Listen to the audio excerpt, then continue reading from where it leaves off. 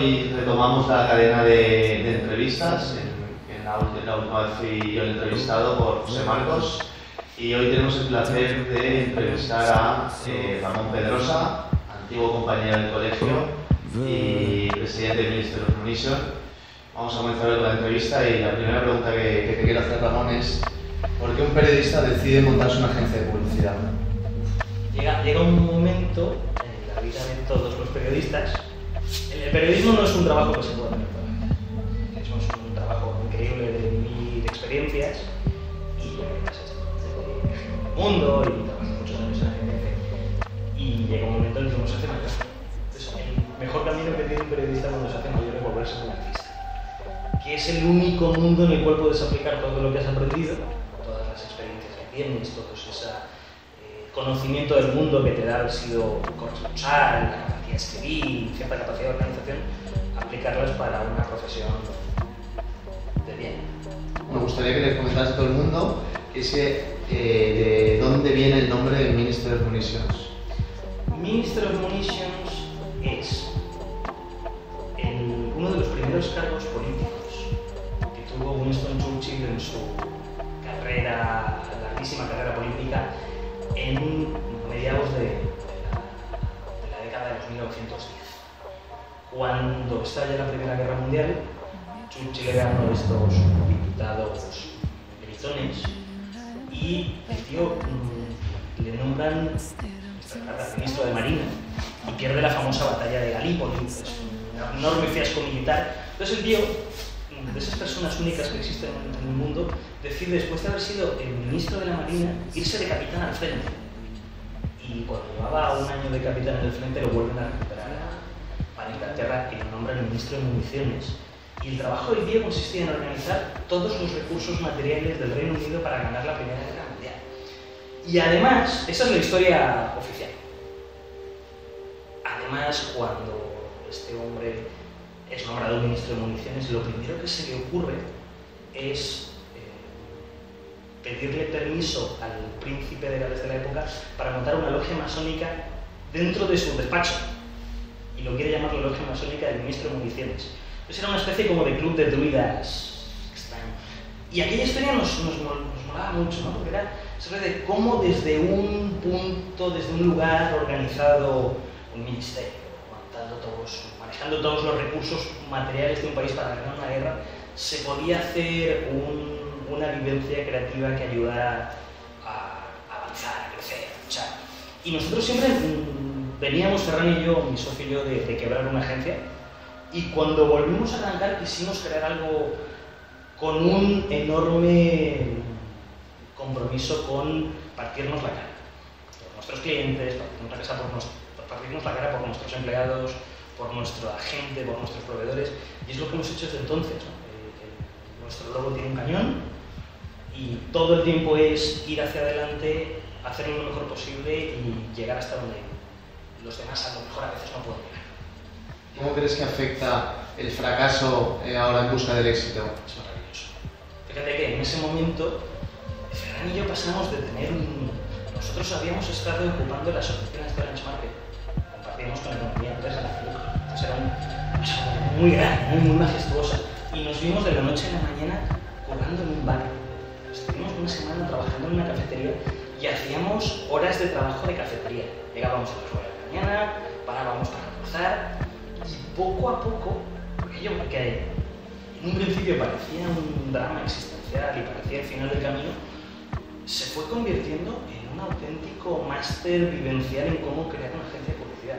Para cuando dejamos el bar, para irnos a nuestra oficina, que decidimos que en lugar de tener 270 metros cuadrados iba a tener 25, éramos mucho más adultos y ya éramos empresarios de la publicidad, que es lo que hemos querido ser desde entonces. ¿Cuál crees que es el valor diferencial de Ministry of Munitions? Mi socio viene de multinacionales de hacer ATL, grandísimo director creativo, pero es un tío que viene de la tele y yo vengo principalmente del mundo de la comunicación política. Entonces nos quisimos configurar siempre como una agencia clásica, pero que tenía como factor diferenciador el enorme peso que nosotros le damos a la estrategia. Nosotros somos una empresa donde el planning ocupa por definición la mitad del tiempo, donde en absolutamente todo lo que hacemos hay un trabajo de planning, tanto desde el proceso de convencer y de explicar al cliente el valor de la planificación, a cómo lo aplicas en cada uno de los momentos de tus campañas, de tus proyectos para tus clientes. Ese es uno de nuestros principales factores diferenciadores. El segundo es creatividad a toda costa. La creatividad a riesgo de lo que sea. Y siempre tratar de hacer por los clientes un poco más de aquello que nos han pedido. ¿Cuál es el trabajo del que tu socio y tú, Fran, nos sentís más orgullosos de esta nueva agencia de Ministers Munitions?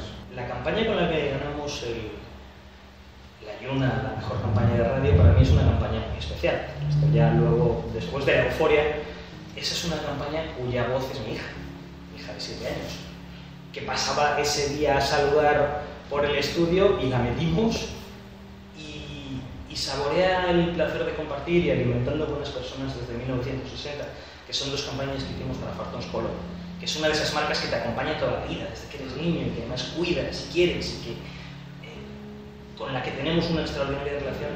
Para mí es especialmente importante. Hemos hecho cosas muy interesantes, es decir, para el mundo de la ciberseguridad, que es uno de nuestros campos donde más trabajamos, para la empresa S2 Grupo, que es hoy en día el líder en el mercado nacional, hemos hecho trabajo muy interesante y es un cliente, a pesar de ser muy complicado, también nos sentimos muy orgullosos de las campañas que hacemos para sectores de tecnologías de la información en categorías de negocio que a priori parecen muy complicadas. Para ti, de todos los anunciantes nacionales, o bueno, por lo menos empresarios extranjeros en el mercado nacional, ¿cuál crees que es un ejemplo a seguir o el que realmente se está moviendo hacia donde tiene que ser, como el brand content o por ejemplo, más en el mundo digital? ¿Cuál para ti es el anunciante que digas, para mí es este? Siempre me da un poco de reparo hablar de las grandes campañas. No, es que Coca-Cola sí, obvio, que miras todo el trabajo que se hacen para ese tipo de clientes. Yo te lo pongo al revés. Nosotros tenemos una lista de aquellos clientes para los que nos gustaría trabajar, porque creemos que tienen una filosofía que nos permitiría hacer ese tipo de cosas. Una evolución hacia el mundo digital, hacia el brand content. Me gusta mucho el trabajo que hace Kimco, que es una marca de scooters. Hoy en día, contra todo pronóstico, líder en el mercado nacional de las motos de ese segmento, está haciendo unas cosas auténticamente espectaculares. Esta, mal que lo repita, Fartons Polo creo que ha vivido una evolución de la marca auténticamente bestial y hay un montón de marcas para las que me gustaría trabajar. Algunas de ellas de las que lleváis vosotros. Sí. ¿Cómo crees que afecta todo el tema de social media, de las redes sociales actualmente en la publicidad? En esto soy el Cassandra. Creo que el social media, el fenómeno de la socialización del consumidor lo ha cambiado todo, pero creo que el fenómeno social media, como lo estamos entendiendo, está muerto. No es que esté muerto, es que nace muerto. Hablábamos el otro día. Nosotros hacemos muchísimo trabajo político. Entonces, bien, es que yo quiero una campaña como VAPA. Eso ha existido una vez, en un momento muy determinado. El trabajo social media, entendido desde la planificación en medios, la inversión publicitaria y la creatividad, da muy buenos resultados. El problema es que hemos conseguido convertir al social media en una especie de commodity, en el cual nuestros clientes nos piden, cualquier cliente pide a cualquier agencia que tenga un componente social media sin saber por qué. Y tratando de sustituir todo lo que hemos aprendido de publicidad en los últimos 100 años. De repente hemos encontrado un nuevo medio cuya principal virtud es que es barato y que tiene unas barreras de entradas técnicas muy pequeñas. Pero hemos querido llegar allí a intentar convencer a un consumidor final que generalmente se encuentra en un entorno de ocio de que nos compre. Puede funcionar muy bien en marcas de consumo, pero evidentemente en el 85% de las categorías social media no funciona. Entonces, como yo veo es que no hemos sido capaces en muchos casos de transmitir a los clientes de para qué es útil y para qué no es útil el social media. Yo abogo mucho más para clientes de segmentos pequeños en niveles de facturación menores. Yo abogo mucho más por hacer campañas de radio, por el nivel de impacto que generan versus social media, antes que hacer otro tipo de intervenciones más digitales que en muchos casos representan desviar los tiros. Creo que tenemos que ser mucho más eficientes en saber cómo se comportan los consumidores en esos segmentos. Salió hace unos días el informe de la Walter Thompson de las 100 Things to Watch en 2015 y te das cuenta cada vez que sale un informe de tendencias de que nada es como era hace 12 meses. Y yo estoy convencido de que no puede ser así, de que nosotros tratamos de rascar las cosas que han cambiado en el mundo, pero sin darnos cuenta que hay una forma de publicidad que funciona hace 120 años.